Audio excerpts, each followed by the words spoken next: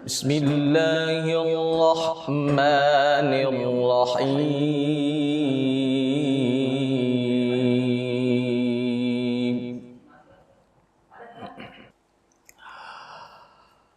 Ma kana Muhammadun aba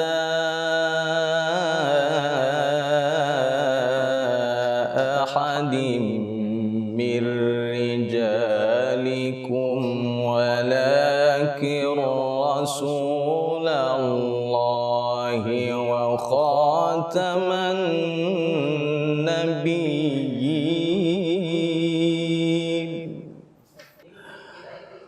wa kana Allahu bikulli syai'in alima. Ya ayyuhalladzina amanu dzkurullah.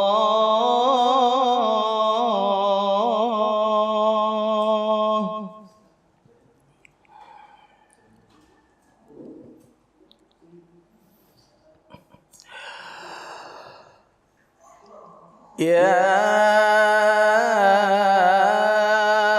ayyuhalladzina amanu dzkurullaha dzikran katsiran wasabbihuhu bukratan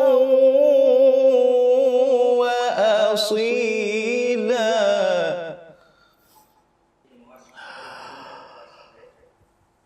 Huwallazi yusalli alaikum wa malaikatuhu liyukhrijakum minadh-dhulumati ilan nur. Wa kana bil mu'minina rahima.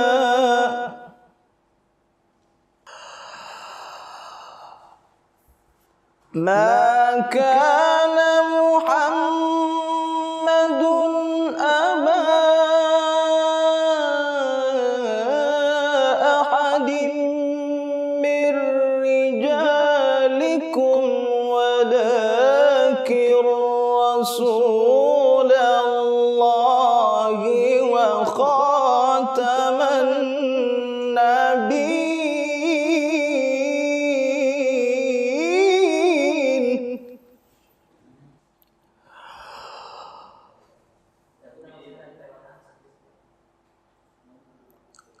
Wa kana Allahu bikulli syai'in alima.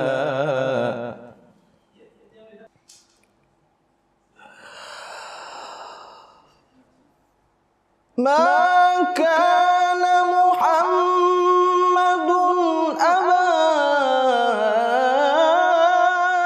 ahadim min rijalikum walakin rasulallahi wa khataman nabiyyin.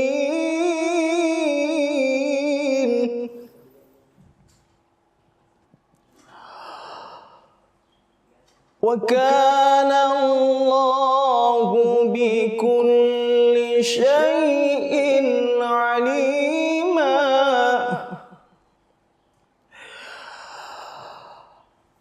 Ya ayyuhalladzina amanu dzkurullaha dzikran katsiran wasabbihuhu bukratan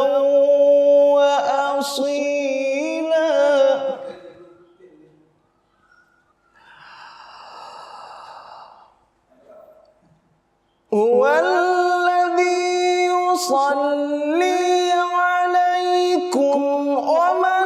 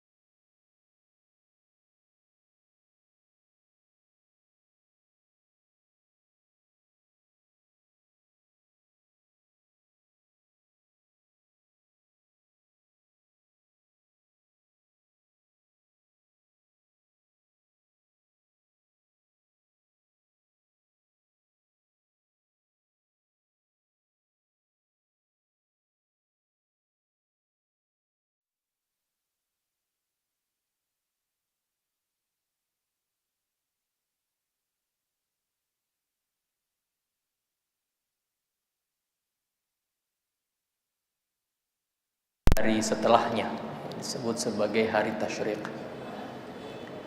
Kita akan mengkaji ayat yang terdapat atau ayat-ayat yang terdapat di dalam surah Al-Hajj. Surah Al-Hajj ayat 34 sampai 37. Saya ulangi, surah Al-Hajj ayat 34 sampai 37.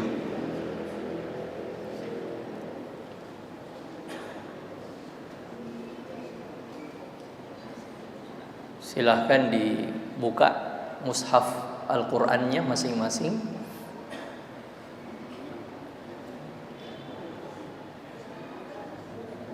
Halaman 336.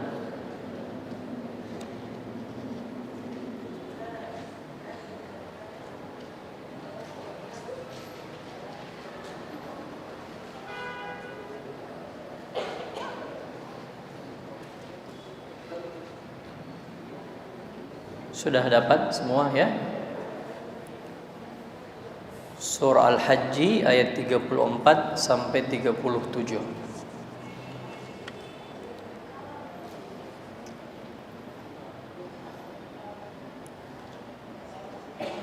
Sudah pada dapat?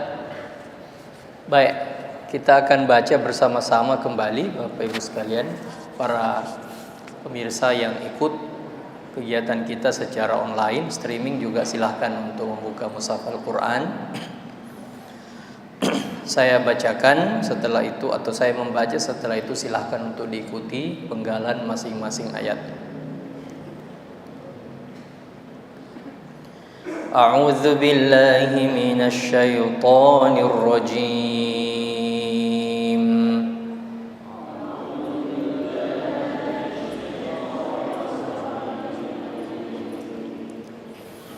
Wa likulli ummatin ja'alna mansakan liyadhkuru ismallah.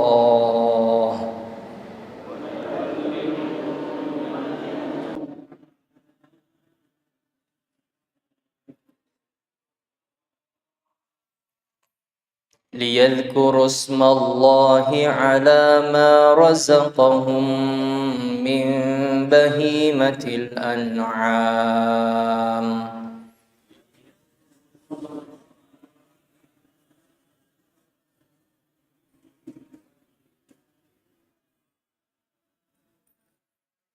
فإلهكم إله واحد فله أسلموا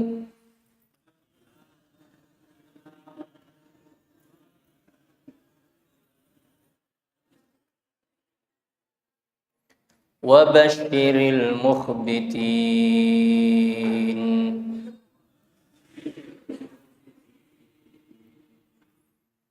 الذين إذا ذكر الله وجلت قلوبهم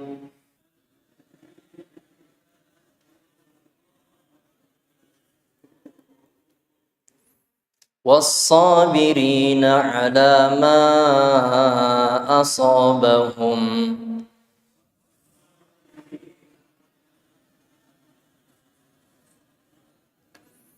والمقيم الصلاة ومما رزقناهم ينفقون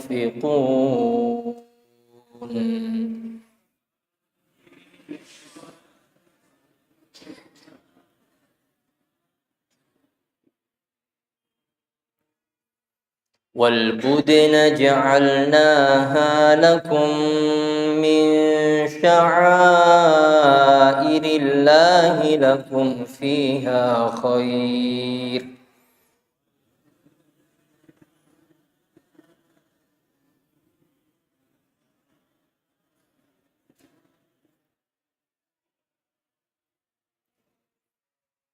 فاذكروا الله عليها صواف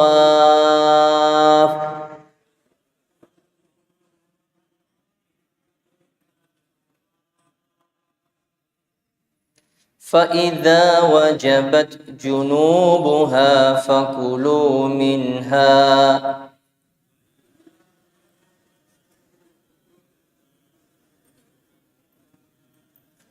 فكلوا منها وأطعموا القانع والمعتر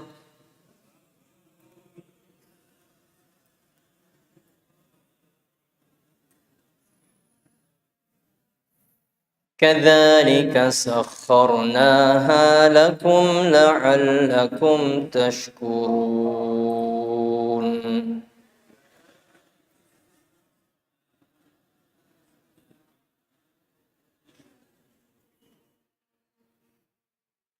لن ينال الله لحومها ولا دماؤها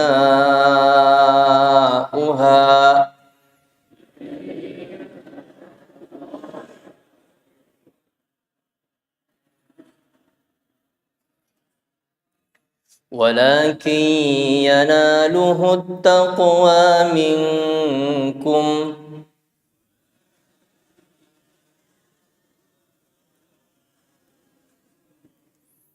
كذلك سخرها لكم لتكبروا الله على ما هداكم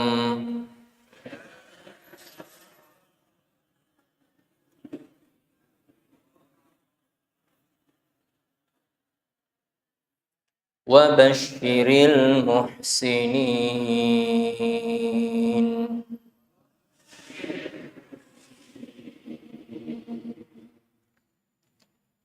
Kita ulang sekali lagi, diperhatikan cara penyebutan masing-masing huruf dan pembacaan masing-masing hukum bacaan yang terdapat di ayat-ayat ini. Coba perhatikan ayat 36, situ ada mad panjang ya, fadhkurusmallahi 'alaiha shawaf. Situ panjang sampai 6 harokat, kemudian ditutup dengan huruf fa apabila waqaf ya di situ. Apabila waqaf maka bacaannya panjang, kemudian huruf fa-nya dibaca 2. Sawaf. Dibaca 2 huruf ya, karena huruf fa yang tasydid atau huruf tasydid itu sebenarnya adalah 2 huruf yang digabung. Huruf pertamanya itu sukun atau mati, huruf keduanya berharokat. Tetapi karena di sini ada waqaf, berhenti, maka ketika dibaca berhenti tetap dibaca dua-duanya. Dibaca dua-duanya sukun atau mati ya. Kecuali apabila dibaca setelahnya tidak waqaf. Fadhkurusmallahi 'alaiha shawaf fa idza wajabat. Tidak perlu berhenti di situ, tidak berhenti di situ, maka bacaannya lebih ringan. Tetap dibaca 2 huruf, fa yang pertama itu sukun atau mati, fa yang kedua berbaris fathah. Kita ulangi sekali lagi Bapak Ibu sekalian, silahkan diperhatikan dengan baik penyebutan huruf dan hukum bacaan ya yang kita baca. A'udzu billahi minasy syaithanir rajim.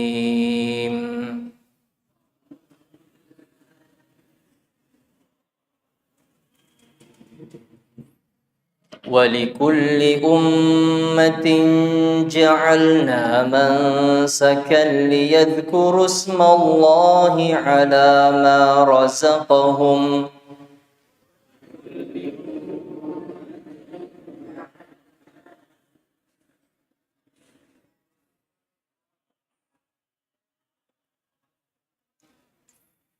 لِيَذْكُرُوا اسْمَ اللَّهِ عَلَى مَا رَزَقَهُمْ مِنْ بَهِيمَةِ الْأَنْعَامِ.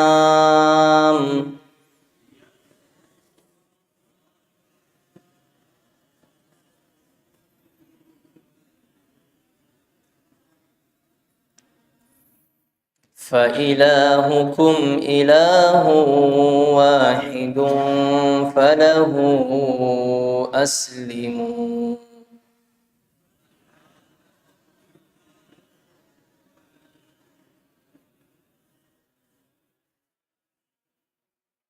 وبشر المخبتين.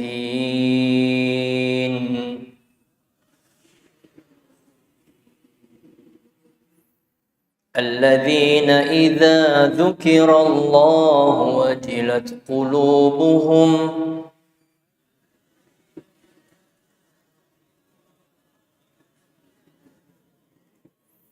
والصابرين على ما أصابهم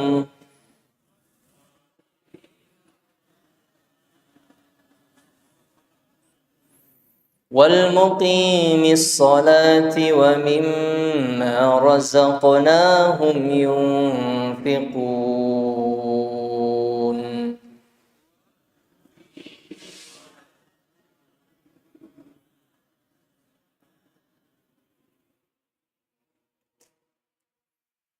والبدن جعلناها لكم من شعائر الله لكم فيها خير.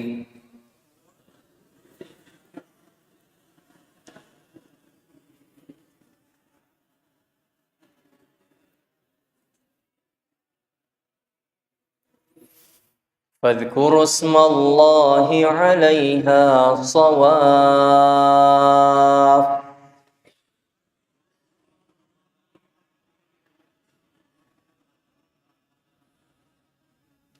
فإذا وجبت جنوبها فكلوا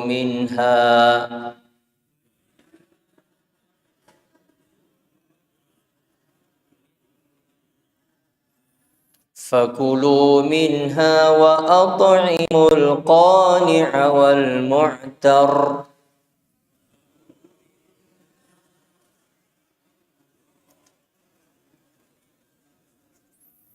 كذلك سخرناها لكم لعلكم تشكرون.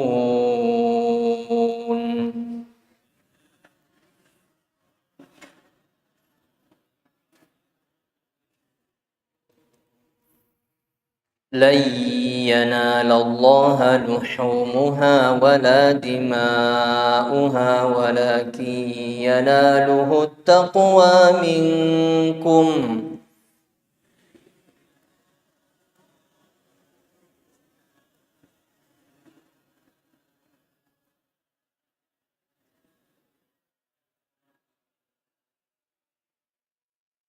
كذلك سخرها لكم لتكبروا الله على ما هداكم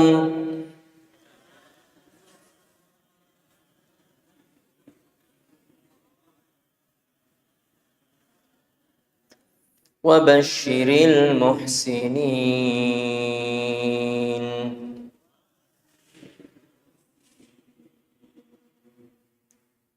Cukup Bapak Ibu sekalian. Kita lihat mulai dari ayat 34 yang barusan kita baca. Walikulli ummatin ja'alna mansakan. Dan bagi setiap umat kami menetapkan mansakan, cara beribadah. Berasal dari kata nusuk, ibadah. Cara beribadah atau bentuk pengorbanan. Bentuk pengorbanan. Yang dimaksud adalah ibadah kurban, ya, yaitu menyembelih hewan untuk dipersembahkan kepada Allah Subhanahu wa taala. Jadi kemungkinannya dua. Yang dimaksud adalah cara beribadah kepada Allah, terus lebih umum. Yang kedua adalah bentuk berkurban atau bentuk penyembelihan hewan kurban yang dipersembahkan kepada Allah Subhanahu wa taala. Tujuannya adalah liyadhkuru smallahi ala ma razaqahum min bahimatil an'am, agar masing-masing dari umat ini mau atau bisa berzikir menyebut nama Allah Subhanahu wa taala dan bersyukur atas nikmat yang diberikan kepada mereka berupa bahimatul an'am, hewan ternak. Hewan ternak yang disembelih atau yang dipotong untuk dikonsumsi. Nah, kata liyadhkuru ismallah, agar mereka berzikir menyebut Allah. Ini tujuannya. Inilah tujuannya. Tujuan ibadah kalau dibawa kepada makna umum, mansak itu adalah ibadah. Tapi kalau dibawa kepada makna khusus, maka tujuan dari berkurban itu yaitu menyembelih hewan ternak, menyembelih hewan untuk dikonsumsi sebagai ibadah kepada Allah. Tujuan utamanya adalah untuk berzikir, menyebut, khususnya menyebut, ya, kan di sini disebut liyadhkuru, menyebut nama Allah. Fa ilahukum ilahun wahidun falahu aslimu. Karena Tuhan sesembahan kalian itu hanya satu. falahu aslimu, maka berserah dirilah hanya kepadanya. Wabashir al-mukhbitin, maka gembirakanlah orang-orang yang mukhbit.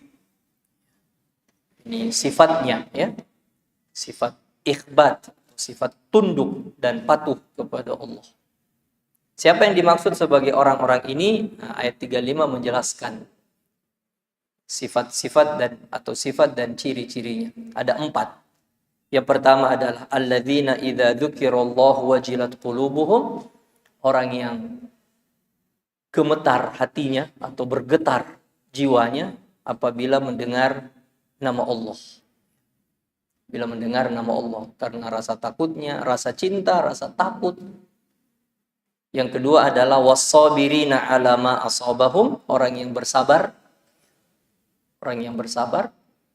Yang ketiga wal muqimis shalah, orang yang menunaikan salat. Orang yang mendirikan salat.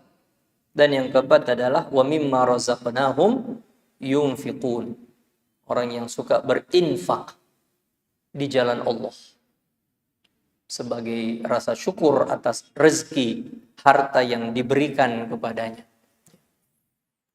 Nah, kita kembali kepada 34. Ayat 34 ini mengandung berapa pelajaran? Pelajaran yang pertama adalah ibadah kurban itu bukan sudah ada sejak umat terdahulu. Ibadah kurban itu sudah ada sejak umat beragama terdahulu. Jadi bukan spesifik ya, atau bukan khusus ditujukan kepada umat Islam saja.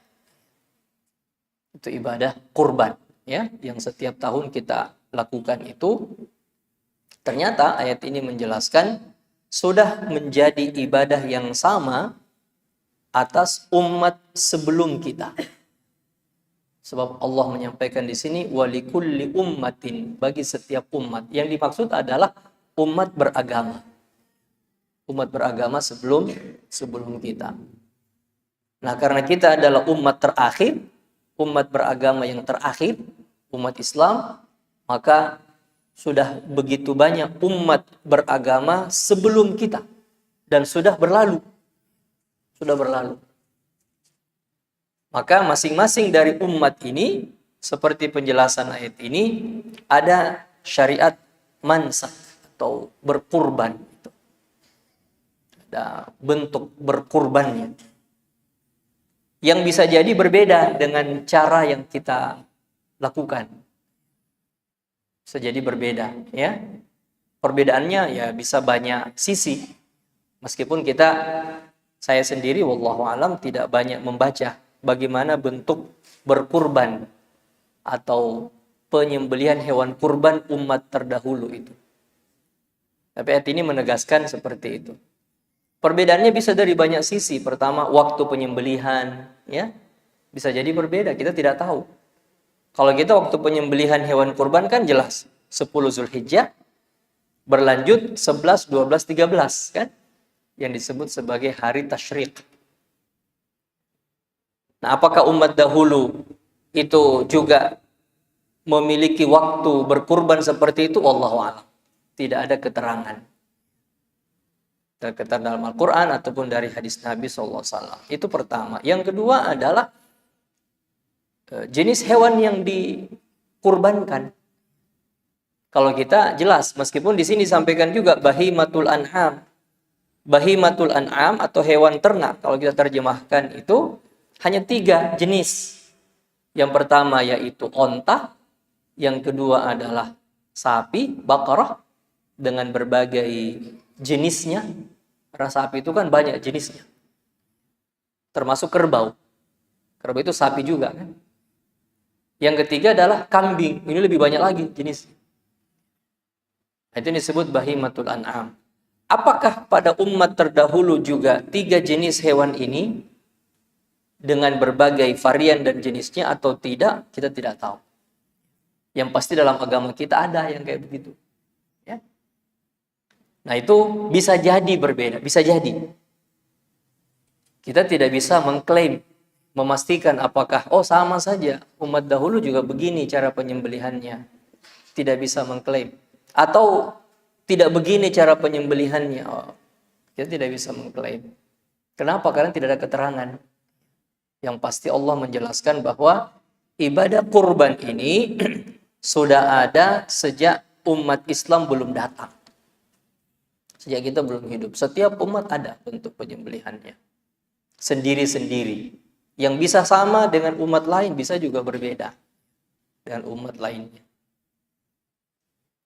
Nah, kalau kita lihat contohnya yaitu pada zaman Nabi Ibrahim alaihissalam. Kalau ayat ini menjelaskan secara umum kan, setiap umat. Berarti sejak zaman Nabi Nuh alaihissalam. Tapi yang kita baca dalam Al-Quran adalah zaman Nabi Ibrahim alaihissalam. Ketika disuruh untuk menyembelih sang putra Ismail, Nabi Ismail alaihissalam. Meskipun pada akhirnya diganti dengan seekor kibas, ya. Wa fadainahu bidzabhin azim. Kami pun ganti penyembelihan itu dengan seekor kibas, domba jantan yang besar, bertanduk, yang disebut sebagai dzabhun azim, bentuk penyembelihan yang besar, penyembelihan agung. Wa tarakna alaihi fil akhirin. Lalu kami jadikan ini sebagai syariat bagi orang-orang sepeninggalnya, yaitu putra-putri keturunannya. Karena kita ini adalah mewarisi syariat Nabi Ibrahim alaihissalam. Nah, itu yang kita baca di dalam Al-Quran. Ini pelajaran pertama. Jadi, setiap umat itu sudah mendapatkan beban dari Allah Subhanahu wa taala, kewajiban untuk menyembelih hewan sebagai kurban. Mendekatkan diri mereka kepada Allah Subhanahu wa taala. Di sini disebut mansak, penyembelihan. Secara khusus ya. Di dalam ilmu fikih kita, Islam, itu disebut dua istilah. Yang pertama adalah kurban, yang kedua adalah udhiyah. Yang pertama adalah kurban, yang kedua adalah udhiyah. Kurban, yang kita sudah serap masuk ke dalam bahasa kita. Kurban.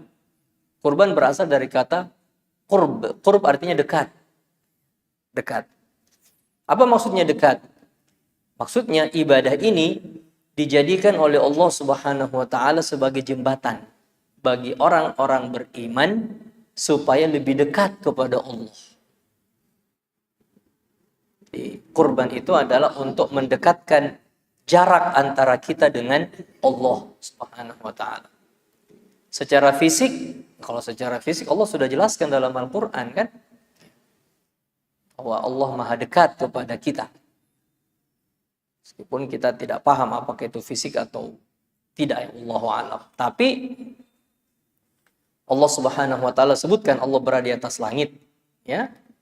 Lalu Allah sampaikan bahwa wa nahnu aqrabu ilaihi min hablil warid. Allah lebih dekat kepada seorang manusia dari tali sendalnya sendiri, atau hablul warid, bisa juga ini urat nadinya. Lebih dekat kepada seorang manusia dari urat nadi yang tertanam di dalam dirinya. Maksudnya Allah Maha mengetahui segala perbuatan-perbuatannya. Jadi maha dekat. Lalu kalau Allah sampaikan bahwa sudah dekat, Allah sudah dekat kepada kita, atau kita sudah dekat kepada Allah, terus apalagi tujuannya berkurban itu? Apa gunanya beribadah untuk mendekatkan diri kepada Allah? Yang dimaksud adalah kita lebih dekat kepada Allah, lebih cinta kepada Allah, lebih hormat kepada Allah. Yang di sini dikatakan kan fa ilahukum ilahun wahid. Lebih lebih peduli kepada aturan agama Allah. Begitu juga sebaliknya. Jadi yang dimaksud dekat adalah dekat hubungan. Hubungan kita lebih dekat kepada Allah. Begitu juga sebaliknya. Allah dekat kepada kita, Allah Subhanahu wa taala menjaga kita, melindungi kita. Bukankah setiap hari juga Allah menjaga kita, melindungi kita? Iya, itu adalah penjagaan yang bersifat umum. Semua makhluk ciptaan Allah itu dijaga oleh Allah. Tetapi ada sebahagian makhluk atau jenis makhluk, khususnya manusia, yang kedekatannya kepada Allah membuat sifat penjagaan itu berubah. Bukan lagi sekedar menjaga, tapi menolongnya. Ya. Allah lebih peduli kepadanya, Allah membantunya, Allah menolongnya, Allah memudahkan urusan-urusannya lebih daripada yang lain. Nah, itu orang apabila secara hubungan lebih dekat kepada Allah Subhanahu wa taala. Maka ibadah kurban ini bisa membuat seperti itu, mendekatkan hubungan kita dengan Allah Subhanahu wa taala. Itu dari kata kurban. Yang kedua, dari kata udhiyah. Udhiyah artinya sama, berkurban juga, yaitu menyembelih hewan. Tapi dari akar kata at-tadhiyah, pengorbanan. Jadi, kalau kurban itu adalah kurban, berkurban, maka udhiyah itu artinya pengorbanan di jalan Allah. Beda antara berkurban dan berkorban. Ya, berkurban artinya menyembelih hewan kurban. Berkorban artinya mempersembahkan sesuatu yang besar kepada Allah. Artinya berkorban di jalan Allah. Jadi syariat atau ibadah udhiyah itu adalah kita berkorban di jalan Allah dengan mempersembahkan ini, mempersembahkan hewan ternak itu yang kita sembelih. Jadi kita berkorban dengan itu, berkorban dengan harta benda kita. Berkorban dengan melawan sifat kikir dalam diri kita. Tujuannya adalah untuk mendekatkan hubungan antara kita dengan Allah. Nah, itu di dalam agama kita itu. Maka disebut kurban, disebut juga sebagai udhiyah. Ini pelajaran yang pertama ya dari ayat ini.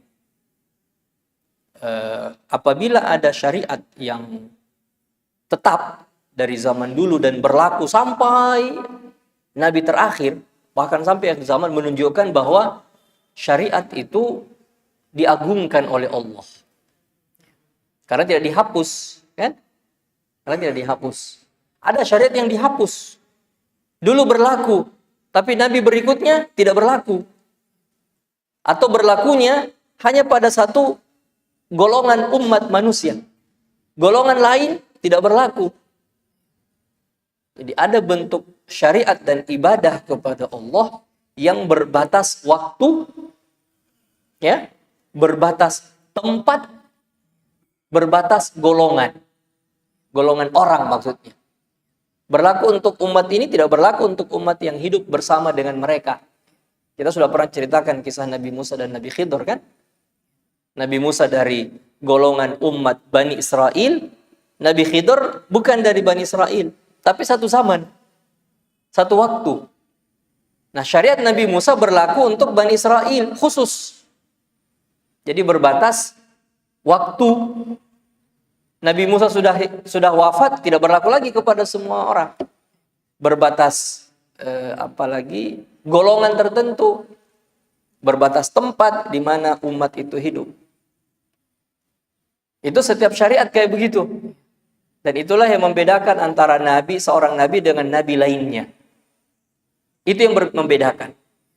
Kalau prinsip beragama sama, yaitu bertauhid kepada Allah. Tapi cara beribadah, tata cara beribadah kepada Allah, itulah yang berbeda-beda. Nah, itu kan setiap ibadah kayak begitu. Maka apabila ada jenis ibadah yang Allah pertahankan, ada pada setiap nabi yang diutus kepada masing-masing umatnya, berarti ibadah itu mulia. Ibadah itu agung. Meskipun tata caranya bisa berbeda. Tapi nama ibadah itu sudah berlaku sejak dulu, dipertahankan oleh Allah sampai akhir zaman. Pada saat ada jenis ibadah atau ada jenis syariat yang terhapus, yang dihapus oleh Allah, dihilangkan. Sudah tidak cocok untuk zaman berikutnya. Tidak cocok untuk umat yang lain. Misalnya apa? Sujud kepada sesama manusia, kan? Kita sudah bahas itu di surah Al-Baqarah tempo hari. Berlaku kepada umat Nabi Yusuf, tidak berlaku kepada umat lain. Itu jenis beribadah. Ya, syariat. Nah, pada saat ada bahkan banyak syariat yang dihapus seperti itu, tidak berlaku setelah datangnya Nabi berikutnya, ada ibadah yang Allah pertahankan. Oh, menunjukkan bahwa ibadah itu agung. Karena Allah jaga. Allah jaga. Nah, inilah salah satunya. Inilah salah satunya. Khususnya apabila ibadah kurban ini dikaitkan dengan ibadah haji.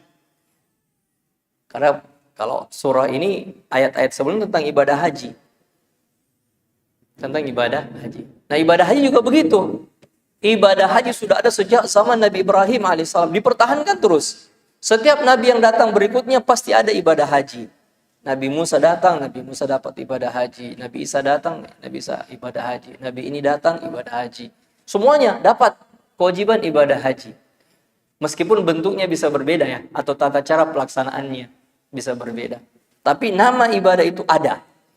Kenapa? Karena Allah Subhanahu wa taala berarti suka ibadah itu, maka Allah pertahankan. Nah, ibadah itu berarti ibadah yang agung, ibadah yang besar, maka tidak dihapus. Tidak dihapus atau dinasah, ya. Nah, itu pelajarannya. Ini yang pertama. Yang kedua adalah tujuan berkurban yaitu banyak berzikir. Berzikir kepada Allah. Liyadkuru ismallah. Berzikir. Nah, itulah tujuan berkurban. Makanya coba lihat berkurban itu. Ketika menyembelih hewan kurban, baca Bismillah Allahu Akbar. Ya. Ketika hewan itu sudah jatuh, setelah disembelih, maka bertakbir lagi rame-rame kan, Allahu Akbar, Allah menunjukkan gembira.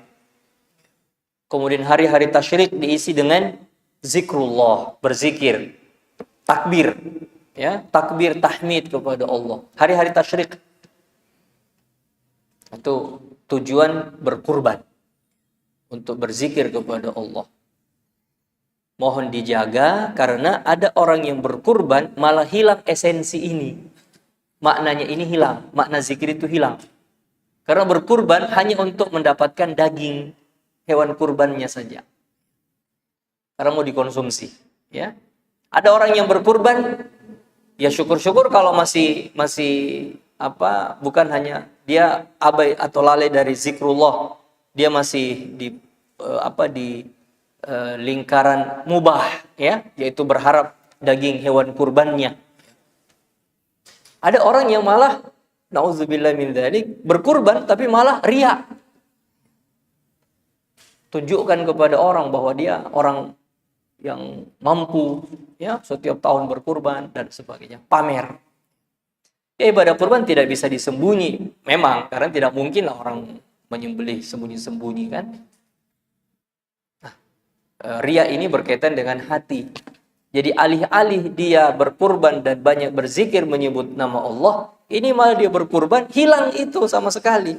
Bukan lagi lalai, tapi memang betul-betul dia hilangkan esensi atau maksud dari berkurban itu sendiri. Itu yang kedua, ya. Jadi maksud, tujuan atau esensi, ya, begitu bahasanya. Esensi dari berkurban itu adalah zikrullah, berzikir kepada Allah. Ini persis sama dengan ibadah haji, ibadah induknya, ibadah induk. Haji itu semuanya zikir. Nabi sendiri bilang begitu. Tawaf di Ka'bah, sa'i, Bukit Safa Marwah, wukuf di Padang Arafah. Kata Nabi, semua ini adalah liqamati dzikrillah. Untuk banyak berzikir menyebut nama Allah. Jadi sama dengan ibadah induknya. Itu yang kedua. Yang ketiga, ibadah kurban kewajiban bagi orang yang berkurban adalah bersyukur. Bersyukur kepada Allah. Liyadhkuru smallahi ala ma razaqahum min bahimatil an'am. Jadi berkurban itu adalah satu bentuk bersyukur kepada Allah. Jadi kalau Bapak Ibu diberi oleh Allah karunia harta benda, bersyukurlah. Itu. Bagaimana cara bersyukurnya? Salah satunya dengan berkurban. Menjadi pekurban. Itu bersyukur atas nikmat harta benda. Jadi jangan diboros ya, jangan dibuang-buang uangnya itu. Dipakai untuk keperluan ibadah. Salah satunya dengan berkurban. Nah, itu pelajaran yang ketiga ya. Jadi bersyukur atas nikmat karunia Allah berupa harta benda, ayo berkurbanlah dengan hewan yang dibolehkan untuk disembelih. Yang keempat pelajarannya adalah kalau tadi tujuan berkurban adalah menyebut nama Allah Subhanahu wa taala, maka pelajaran yang keempat, penegasan dalam ibadah kurban itu sebagai syiar buat mengesahkan Allah. Tauhidullah. Ya. Jadi syariat kurban atau ibadah kurban itu adalah untuk menghidupkan syiar tauhid kepada Allah. Mengesahkan Allah. Kenapa demikian, Bapak Ibu sekalian? Dulu pada zaman jahiliyah orang sama menyembelih hewan juga, hewan ternak juga. Berkurban juga namanya. Tapi bukan kepada Allah. Tujuannya kepada berhala. Dia menderita sakit misalnya ya. Contoh, dia menderita sakit. Ada jenis patung yang dia yakini bersama dengan seluruh masyarakat kota Mekah diyakini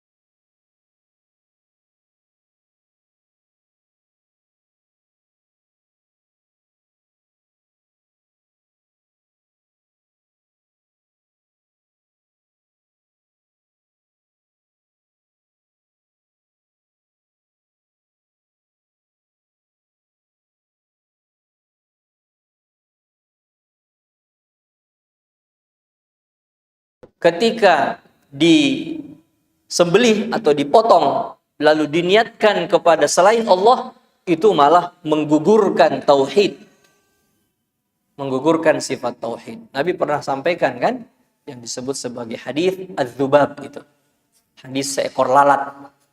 Ada dua orang yang Nabi kisahkan. Dulu kata Nabi, ada dua orang yang lewat satu kampung, tiba-tiba dicegat oleh penduduk kampung itu. Bermaksud ingin dijamu, malah mereka dibawa kepada kepala kampung. Kepala kampungnya bilang, kami punya syarat di sini. Setiap yang lewat harus menyembelih atau memotong hewan dan dipersembahkan kepada jin penunggu kampung ini. Kenapa? Supaya kami selamat. Karena siapapun yang lewat dan tidak mempersembahkan hewan, maka kami yang kena. Jin penunggu kampung ini akan marah, murka, dan itu kami yang kena. Maka mereka membuat syarat itu. Yang pertama kata Nabi tidak mau. Bersikukuh. Ya. Tidak mau menyembelih. Apapun. Hingga akhirnya dia kehilangan nyawanya. Karena tidak mau. Karena bagi dia mempersembahkan hewan sesajen kepada selain Allah seperti itu adalah syirik.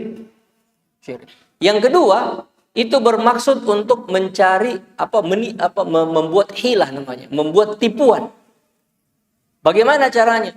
Dia tangkap seekor lalat. Seekor lalat yang kecil. Seekor lalat. Lalu dia jadikanlah lalat itu sebagai sesembahannya atau sebagai persembahannya kepada berhala itu, kepada jin tersebut. Bagaimana caranya? Dia potong kepalanya. Dia pisahkan kepala dari badannya. Karena kan ini kecil betul ini hewan. Siapa tidak bisa dikonsumsi? Menurut dia, bayangan dia, gambarnya adalah hewan kecil, tidak ada apa-apanya. Tidak apa-apanya. Maka dia perbuat seperti itu. Akhirnya dia pun memang dibiarkan jalan. Karena ya kan kepala kampung tidak mempersyaratkan hewan apapun ya. Yang penting hewan. Dia tangkap seekor lalat, dia melakukan seperti itu. Kata Nabi SAW, orang itu telah berbuat syirik. Orang tersebut sudah berbuat syirik. Bayangkan seekor lalat saja yang tidak bisa dikonsumsi dagingnya. Tapi dipersembahkan kepada selain Allah, tetap dikategorikan sebagai syirik. Sebagai kesyirikan. Maka berhati-hati ya. Maka Allah sebutkan di sini fa ilahukum ilahun wahidun falahu aslimu. Karena Tuhan sesembahan kalian hanya Allah yang Maha Esa, tunduklah, patuhlah hanya kepadanya. Berislamlah kepadanya. Ini pelajaran yang keempat. Jadi kurban itu adalah syiar untuk menegakkan sifat tauhidullah. Kalau tadi esensi berkurban adalah zikrullah, maka ini adalah bungkusannya. Ini bungkusan kurban itu adalah untuk mengesahkan Allah. Maka tidak boleh dalam ibadah kurban ada hal yang berbau syirik. Tidak boleh. Darahnya misalnya dikumpul, kemudian dialirkan ke sungai untuk menghormati jin penunggu sungai atau penjaga sungai, itu malah syirik itu yang kayak begitu, ya. Tidak boleh. Maka berkurbanlah untuk menegakkan sifat tauhidullah. Ini buat kita semua ini yang berkurban. Itu pelajaran yang keempat. Wabasyiril mukhbitin, kemudian gembirakanlah kata Allah orang-orang yang mukhbit, orang-orang yang patuh, taat dengan menjalankan syariat ini. Ini pelajaran yang kelima. Pelajaran yang kelima, bahwa orang yang berkurban disebut oleh Allah Subhanahu wa taala sebagai mukhbit, orang yang patuh taat kepada Allah, maka berhak untuk mendapatkan rasa bahagia, rasa sukacita, rasa gembira. Itulah yang kita rasakan itu, ya. Ketika melihat atau ketika kita yang menyembelih sendiri hewan kurban kita, lalu hewan kurban itu pun jatuh, rasanya gembira kita, sukacita. Alhamdulillah, saya sudah mempersembahkan sesuatu kepada Allah. Apakah Allah butuh kepada hewan yang saya sembelih? Tidak, sama sekali juga tidak. Tapi menunjukkan ketaatan dan kepatuhan kita kepada Allah. Ya, ibadah ini untuk menunjukkan kepatuhan kita kepada Allah. Maka berhak untuk mendapatkan balasan yang besar dari Allah. Apa balasannya itu di sini? Kelapangan hati, ya, rasa bahagia, rasa sukacita, rasa yang ada seperti ini itu tidak diukur dengan harta. Tidak diukur dengan harta. Betapa banyak orang yang mau membeli kebahagiaan, tapi tidak ada yang jual. Mau beli di mana kebahagiaan itu? Karena kebahagiaan itu adanya di sini kan, dalam hati itu. Kebahagiaan bukan ada di tangan kita. Banyak yang kita pegang belum tentu bahagia. Ya kan? Harta benda banyak yang kita pegang, banyak yang kita lihat, tapi belum tentu bahagia. Karena kebahagiaan itu bukan di tangan, bukan di mata, bukan sama sekali, tapi di sini, di dalam jiwa kita. Dari mana kebahagiaan itu berasal? Allah yang ciptakan, Allah yang berikan. Jalannya macam-macam, sangat banyak. Nah, ayat ini menegaskan bahwa berkurban itu menjadi salah satu jalan untuk mendapatkan kebahagiaan. Itu duniawi. Ukhrawi, lebih besar lagi. Lebih besar lagi balasan dan imbalannya. Makanya Bapak Ibu sekalian, jemaah yang saya muliakan, ayo yang diberi oleh Allah Subhanahu wa taala kelebihan, ayo berkurban. Hidupkan syiar ini. Ini adalah untuk menegakkan sifat tauhidullah. Ya. Kemudian untuk kita bersyukur kepada Allah. Sudah begitu banyak yang Allah berikan kepada kita. Doa-doa kita yang lalu dikabulkan oleh Allah. Kita sudah mau keluar dari masa pandemi. Itu sendiri sudah luar biasa itu. Itu nikmat yang luar biasa yang Allah berikan kepada kita. Kita sudah bisa beraktivitas kembali. Kita sudah bisa menjalankan semua kegiatan-kegiatan kita lagi. Itu sendiri adalah menjadi satu nikmat dari Allah. Maka bersyukurlah kepada Allah. Jalankanlah ibadah ini, ibadah kurban. Ya, sekalian saya muliakan, kita akan lanjutkan ayat-ayat berikutnya insyaallah pada pertemuan yang akan datang. Semoga bermanfaat. Hadanallahu wa iyyakum ajma'in. Subhanakallahumma bihamdik, asyhadu an la ilaha illa anta astaghfiruka wa atubu ilaik. Assalamualaikum warahmatullahi wabarakatuh.